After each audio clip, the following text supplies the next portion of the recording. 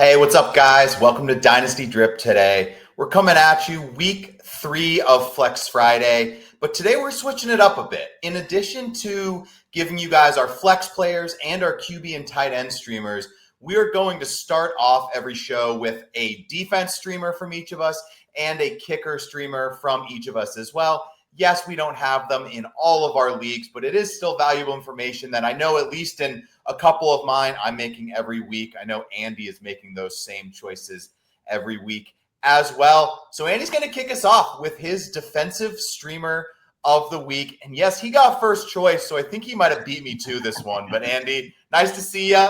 Atlanta Falcons, baby. Good to see you too, man. And yeah, this might be the low-hanging fruit. The Falcons are currently the number one fantasy defense. Mainly thanks to last week where they put up 22 points playing the Vikings. However, if you combine the Jaguars from week 1 and the Cardinals from week 2, you get 24 points. What do those teams have in common? They were both playing the Panthers, which is what Atlanta gets to do this week. So not only do they have a good defense, they have a really good matchup. They're still available in 35% of sleeper leagues. This was after waivers went through on Tuesday or Wednesday. So they're probably still available in a lot of your leagues. I don't remember the last time I actually thought the Falcons defense was good, but they have looked pretty solid this year. They're going to be missing corner AJ Terrell, but still a prime matchup. So if you're looking for a defense, this would be my number one target to go after. Yeah, I mean, just like you said, I don't know if this is going to be a ride them till the end of the year kind of defense, but we're streaming, and that's the whole idea. The Panthers have been a good matchup for opposing fantasy DSTs. I'm sticking with it. It looks like the Falcons gained at least some semblance of a pass rush last week against Minnesota. I didn't really think they had that, but they came out hot last week. I would expect them to probably have another at least safe performance against the Panthers this week. That and the Panthers might be without their starting center and guard. So beat up O-line, bad offense in general, good pass rush. It could be brutal. So for my defense this week, I'm going to go with a slightly less owned option, maybe a fancier name, but the Tampa Bay Bucks facing the New York Jets this week. And basically they got the news that every fantasy manager wants to get, which is Tyrod Taylor is the starting quarterback of your opposing fantasy DST here. So for me, it's really, I'm just not overthinking this one. It's got a fairly low over under. I think it's 43, but also keep in mind 65 to 70% of that is on the Bucks over under. That's the total over under. It's not the Jets over under necessarily. So in general, Tampa Bay kind of an aggressive defense. I'd expect them to get a lead. They'll probably give some points up, but hopefully they can make that up with sacks, picks, fumbles, those kind of plays on the week. Yeah, I don't have much to add. Jets back with Tyrod Taylor. What could possibly go wrong? So if you guys like us doing defenses and kickers, definitely make sure to like the video, shoot a comment below. We're trying some new stuff, trying to just give you guys more information. So if you do appreciate it, it helps us know to keep at it. Now we're going to go over a kicker each for the week. Andy with the classic Green Bay Packer coming on the show, Brandon McManus. Yeah, not only this is kind of a classic Packer, but also, the Packers have a good offense. They should score points, and the Browns actually have a decent defense, especially against the run. They look really good against the run this year. So I feel like the Packers might have to settle for a field goal or two. McManus was 20 for 21 last year. He missed one last week, doinked it off the crossbar, but then nailed a 56-yarder later in the game. So he's a solid kicker. I feel like this might be a little bit of a lower scoring game. I don't think it's going to be crazy low scoring, but I also don't think it's going to be super explosive. So I feel like he's going to get some opportunities to hit field goals. Yeah, I mean, we don't need to beat the kickers over with a bush. If you got your guy, if you have a Dicker or an Aubrey, ride with them. If you were riding with a Younghoe Koo a couple weeks ago and you're looking to replace these guys, you got Brandon McManus, or you got my number one choice here, Spencer Schrader. I'd never heard this dude's name until 2 weeks ago when he was kicking for the Colts. But, dude, he's come out absolutely on fire. 2 double-digit point games from a kicker. I would say if we were filming this video next week, you couldn't probably call this dude a streamer because he's probably just going to continue to rise in ownership. But as of now, like in general, and like even for me, like I'm not really overreacting to 1 to 2 games at my kicker position. So I'm probably just holding the guy I drafted. I would say most people are doing that.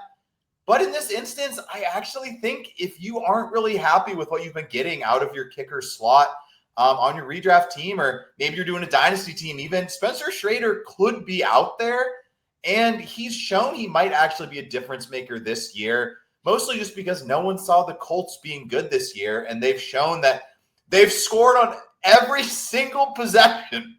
It's crazy, dude. Who knew Daniel Jones had it in him?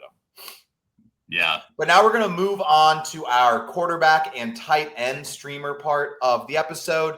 So basically, similar to what we're doing with defenses here, Andy and I are not trying to go over super like high-owned, high 80, 90% started players. We're aiming a little lower. Our goal is always below like 50% definitely on the streaming options. And I have a tough time thinking that over 50% of the world is starting Sam Darnold. But he's Andy's choice for the week. And I think this is somebody you could probably get off waivers too, which is kind of what I was going for, is if, there's been a lot of quarterback injuries this week. You might be in a situation where you got to pick up a guy. Hopefully you got somebody when waivers ran, but if you missed out on that, you got outbid, whatever it is. I think Sam Darnold has a good matchup this week. He had a good performance last week, despite throwing 2 picks against what has historically been a good defense in the Steelers, but looks a little skeptical this year. He's got JSN who looks good, seems to be building a bit of a rapport with Kupp. And the Saints defense just gave up 279 yards to Mac Jones, who has a very depleted pass catching unit. And also the Saints, I think they have a decent rush defense. They held McCaffrey to 55 yards rushing, but he had 52 receiving yards. So maybe that opens up a little bit for Charbonnet and Kenneth Walker in the passing game. But I feel like they're going to attack him through the air and have success. And I think JSN gets his first touchdown of the year. I think the Seahawks show up in a big way, and Sam Darnold has a solid game. Yeah, I'm with you, man. I was looking at Sam Darnold as a good choice as well. It's a good matchup. Like, I think it's like the sneaky good matchup. And he's going to put some points up. He has some good pass catchers. Wouldn't be surprised to see Sam Darnold throw a couple TDs this week. For mine, I'm going to go with CJ Stroud. And Stroud has looked rough, honestly, over the first couple weeks of the season.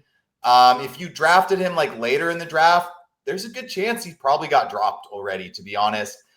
Houston just doesn't really look to have their stuff together much. They're 0-2, but they're traveling down to Jacksonville, which is like a good-ish matchup. I don't want to say it's like the elite of the elite matchups for quarterbacks.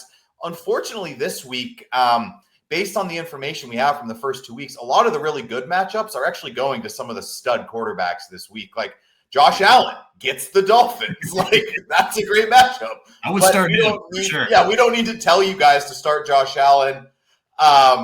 Another one, and you guys are going to be watching this video on Friday. We're filming on Thursday before the game. I did not have the balls to put Tua, even though Buffalo has been a good matchup. I'm not going down with Tua as my QB streamer for the week. But CJ Stroud, I think something about this game, whether it's Houston's rushing offense being horrendous, or this kind of, to me, just giving this vibe of it's going to be a weird AFC South game. And I think they're going to have to throw the ball a little bit. And I do think potentially it looks like Christian Kirk's going to be back. I do think that'll help the passing game a little bit. I'm not saying it's going to help it fully, but I do think I have a little more belief in CJ Stroud with an additional pass catcher out there. And this is a streaming option. Obviously, if you picked up Drake May last week, he was my streamer. Play him over CJ Stroud. Play Drake May over Sam Darnold. Drake May is basically moving into that QB 9 through 12. If you have Caleb Williams, that's a great start this week going up against Dallas. If you're looking pathetic, like Andy said, you lost all these players. These are some guys that we believe in. And we're going to move on to the tight ends. Andy going with Cade Otton. Got to say, I played him week 1 in a league. He burned me. Yeah. What about this week do you like? Well, he was shut down in week 1, and last week he had a measly 3 catches. So do I have a lot of faith? No, I do not have a lot of faith. And despite their struggles against the pass, the Jets do have some solid corners. I don't think their defense is super good, but it has been pretty exploitable. Hopefully you picked up like Juwan Johnson on the Saints and you're riding him if you had tight end struggles. But off of waivers, I think this is a decent matchup. The Jets have allowed the 8th most points to tight ends through 2 weeks. Of course, very small sample size, but that's about all we have to go off of right now. So yeah, good luck. Godspeed. Hopefully he gets involved and gets in the end zone. Yeah, I'm with you. I mean, I think like going up against the Jets, I would not be surprised to see the Bucs put some points up. And you're just kind of taking your shot here. Like we're going deep with some of these tight ends. And I don't think there's a deeper guy than my boy Jake Tongus or Jake Tongues, as I'm going to refer to him as. Is it Tunji? I like actually that. I like to think he's like a Frenchman. Look, this is the deep of the deep of the pathetic tight end starts that you could have. If you're in a league where everyone's rostering 2 to 3 tight ends and you're looking for your guy, look no further than Jake Tongues this week, going up against Arizona, which is a top 5-ish matchup for tight ends so far this year, giving up 17.3 points, I think, per game to the tight end position. Let's see if my boy can get in the end zone. It went to the other tight end last week. Yeah. I think it's going to Tongues this week, though. Yeah, I mean, Tunji had 79% of snaps, 5 targets last week. Like you said, the 4th most yards to the tight end the Cardinals have allowed. So yeah, I think as far as deep plays go, you could do a lot worse. And just to like, it's a division game. I think they know this offense. I think they're going to be aiming to shut down McCaffrey. They might just be leaving Jake Tongues wide open as part of the strategy. Just being like, let's have that guy beat us this week. Yeah. Moving into our flex players of the week, though. So if this is the first time you're coming to the channel, what we do with our flex players is we pick people that are not start sits. We're trying to pick people that are way deeper than that, guys that are being considered for your maybe wide receiver 3, but definitely your flex, or if you're running a double flex. Or let's say you had a busy week at work this week, you're going to the waivers Sunday morning. Here's some guys we don't hate that probably are sitting there because they haven't been either off to hot starts or they just have a matchup we like this week. So, Andy, tell me about Matthew Golden and why you're playing him. Yeah, this might sound crazy. He's had 2 catches, only 4 targets on the season. But you know what? Last week, I almost went with Russell Wilson and Tyquan Thornton as my guys, and that sounded crazy, and I would have looked like a genius, and instead I picked Geno Smith, and I look like an absolute nincompoop. So I'm putting it down that Matthew Golden's going to have a big week this week. He hasn't had a lot of production yet, but Justin Jefferson, 6 targets in his first 2 games as a rookie. Ayuk, 3 targets. T. Higgins, 6. All those guys broke out in week 3. Am I crafting a narrative that is on these very specific players? Absolutely. But I'm buying into it. Not saying he's going to be the next Justin Jefferson, but he is leading the league in separation for his routes. He's been open. He just got missed. Jordan Love just missed him on a touchdown last week. Just missed him on a huge deep bomb last week that would have been another touchdown probably. So we were just inches away from him having an absolute monster game. Jaden Reed is out. Tucker Kraft is banged up. Please play. Please be okay, Tucker Kraft. So this is a depleted receiving core. 1st-round draft pick. Week 3. Decent matchup against the Browns where they're going to be good against the run, but I think they're exploitable against the pass. So I think he finishes pretty well this week, and I think he's going to be on a lot of people's benches, and they're going to be like, man, this guy got 17 points on my bench this week. So I'm going to be playing him in some leagues. So, yeah, be on the lookout for it. I'm playing you. So you're playing Matthew Golden. Okay, there we go. Him or Tyreek Hill. I feel like I might have to put my money where my mouth is. I say you put him in, dude. I say you put him in. Also another thing to add here on Matthew Golden is he did have like 2 almost touchdowns last week. Now, obviously, almost touchdowns don't count for anything. Almost. But he almost had them. And had he had them last week, he would have been like the number 1 waiver ad. Like, imagine if he scores either of those touchdowns, he like goes up to the top of waiver ads too. So I think I like what Andy's saying here. And like, even if you don't want to play Golden this week, he is someone that needs to be owned because the breakout opportunity is definitely there. And if he's sitting on your waiver wire, I think it's worth kind of holding him, drop one of those guys. Like I know in one of my leagues, like I let go of Jerome Ford this week. I was rostering him for a couple of weeks, didn't work out. Let that guy go. Pick up some guys with some more upside, like a Matthew Golden. My first guy I'm going to talk about here for the flex picks is going to be Kareem Hunt. And it's not an exciting pick, but they're going up against the Giants, who are the worst fantasy defense to running backs in fantasy points allowed, giving up over 30 points per game to the running back position. Now, obviously, they split snaps in KC, and, Hunt's not going to get 20 carries and 7 catches or anything. He's not getting the McCaffrey workload here, but he has seemed to be the short yardage back, the goal line back. And if you're going against the worst defense, I think this is a pretty good matchup for your flex if you're looking for more of a floor play. Whereas I think Golden is a ceiling play. I like Kareem Hunt. He's going to be involved. And, I think I would bet the over on the odds for him to score this week. Yeah, I like that too. And, like you said, the Giants being maybe the worst run D in the NFL right now. And it's not like they've been playing against powerhouse run teams. Like, they didn't play the Eagles and the Falcons, getting Saquon and Bijan. They played against the Cowboys and the Panthers. So, they might be taking Carolina's crown for the team to really target this year against the run. Hunt only had 2 fewer carries than Pacheco last week. They like him near the goal line. I think he's a fine play with a decent floor. He will get his touches. Yeah, and just to kind of let you guys in on at least how I usually do Flex Friday. I know Andy does a lot. Like, we like to use DVOA a lot for our Flex Friday picks just to kind of target good matchups. And I saw the Giants matchup, and I was like, okay, Chiefs has a good matchup. And I was like, Isaiah Pacheco. I can't do it, dude. Like, I couldn't pull the trigger on Pacheco. I could not bring myself to do it. But let's move into a running back in the same game. Actually, a guy I almost picked, but Scattaboo. Yeah, this is my boy Cam Scattaboo, up to 52% of snaps in a close game versus the Cowboys last week.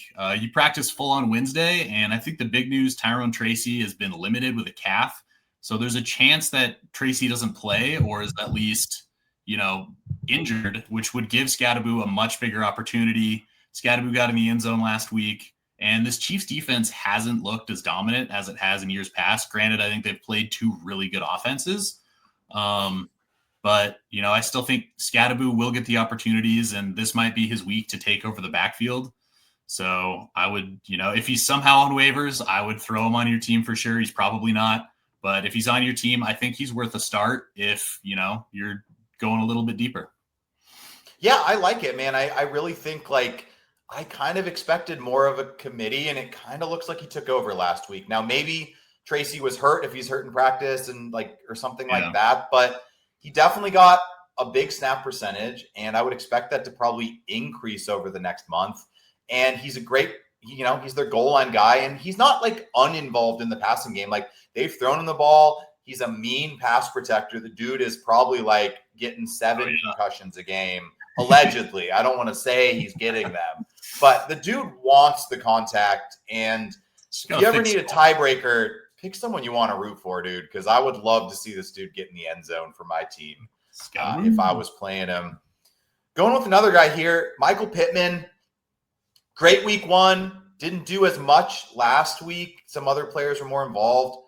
But I'm going back to Michael Pittman as a start this week. Going up against Tennessee, 3rd worst defense against fantasy wide receivers. As a whole, they've allowed 49-point-something points to the wide receiver position. Weirdly, Tennessee decent against quarterbacks, bad against wide receivers. I thought that was very interesting looking at their stats. Yeah. But in general, basically, if you guys don't watch a bunch of Titans games, they have Snead, who they leave on an island, and then they basically suck in the secondary. So, yes, Snead may be on Pittman some of the time, but he's not going to follow Pittman like he would follow – he was following Devontae Adams a lot last week. And even then, Adams got in the end zone because he's a good player. And I think this is one of those weeks that Pittman's going to be a little more involved against Tennessee. And I would love to play him as my, wide receiver 3 flex position in a half-point PPR league, definitely in a PPR league as well. Yeah. And, I don't think any of us projected the Colts to be a good offense this year. And so, week 1, it was okay, is this a fluke? But then the fact that they put up 29 against the Broncos defense and Pat Surtain and how good they are against the pass, they might be a little bit for real. So I think Michael Pittman, he might be a guy you're flexing for a week or 2, and then pretty soon he's just in your lineup, because if that offense continues to roll, you're going to want pieces of it. Yeah, I was very impressed with how they played against the Broncos last week. Like exactly everything you said. Like I don't really think it's that they've played two like easy defenses. I think No, playing that well against the Broncos shows that's that, you can put these players into your lineup. And Andy's last guy of the week, Rashad Bateman, is it his week? Because like it was Devontae Walker last week and D-Hop the week, D-Hop and Flowers. Like where's Bateman been? This is my hope. He's available on waivers, so this is the waiver wire ad of the week for me. He hasn't done much this year, like you said, but the Ravens did give him a big contract extension this offseason. They get to play the Lions, which has the highest over-under on the week at 53.5. Should be a super fun game. I'm pretty sure it's the Monday night game, so that's always a little extra fun to have somebody there. And Lions through 2 weeks, top 5 in rush DVOA, so they've been decent against the run. I think Derrick Henry can still get it done. He's a dog, but 20th versus the pass, and I've allowed the 7th most points to wide receivers. So there will be options. Hopefully the Ravens wide receiver TD roulette wheel stops on Rashad Bateman this week. He is second on the team in snaps as a wide receiver, so that's the case is why he would be the guy I would play over Walker or D-Hop. But, it does feel a little bit like you're spinning a roulette wheel. Yeah, I mean, the Baltimore passing game has kind of been like this for a couple years. Now, Flowers has kind of, risen above it these first 2 weeks, but that is a small sample size, and we don't fully know exactly what's going to happen. You're taking a chance playing any of these guys. I'm with you. Like, Bateman has the upside to go for 80 and 2 touchdowns. You showed us that last year, and he is going to get the looks. It's just kind of like, how will this game go? Are they going to look for Bateman? They throwing these balls to D-Hop? Like, have they just been trying to get D-Hop into the game plan because they traded, because they signed him in general? But I'm with you. Like, this is a deep play, and I really doubt Bateman is owned. So I like this one as a Sunday morning start. We can call that. It's a break glass. Sunday, emergency. It's a Sunday morning start. My Sunday morning start of the week is going to be Rachaad White. Actually looked pretty good last week in the game against the Texans. Like, that was the least Bucky Irving heavy workload I've seen in a while, since about midway through last year. And I don't know if it was like a game plan thing. Honestly, I just think Rachaad White had a pretty good drive or two in that second half, and they just kept feeding him because of it. Kind of hot hand mentality. And going up against the Jets, we've talked about this matchup already today in the defense one. We also obviously mentioned it with Cade Otton, but just in general, it's a pretty good matchup. The Bucs have a very good offense.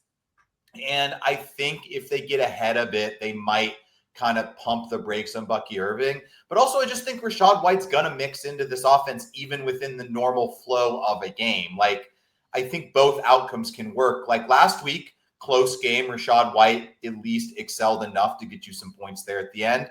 And if they tend to go towards more of a blowout, I think Rachaad White's going to play as well. Yeah, 10 carries, 2 receptions, and a tug last week. They obviously wanted to get him the ball at least somewhat, whether that's to just give Bucky Irving a little bit of rest, but also he looked like he had juice. He averaged 6.5 a carry. So I feel like he's, just this early in the season, especially to keep everybody healthy, I feel like he's going to be a decent part of this rotation. And somebody that you can flex on certain rosters on a weekly basis, as long as he's getting this amount of touches. Everyone likes to make fun of Rachaad White, me included at times, for inefficient carries, but he is a better player than I think people give him credit for in general. Bucky Irving's just really good. He's just stuck behind a guy that's a very, very elite tackle breaker and very good running back in the league. I think Rachaad White would probably get a higher snap share on 20%. Not 20%, 20 teams in the NFL. If he was on the Chiefs, he might just be their starter. Yeah.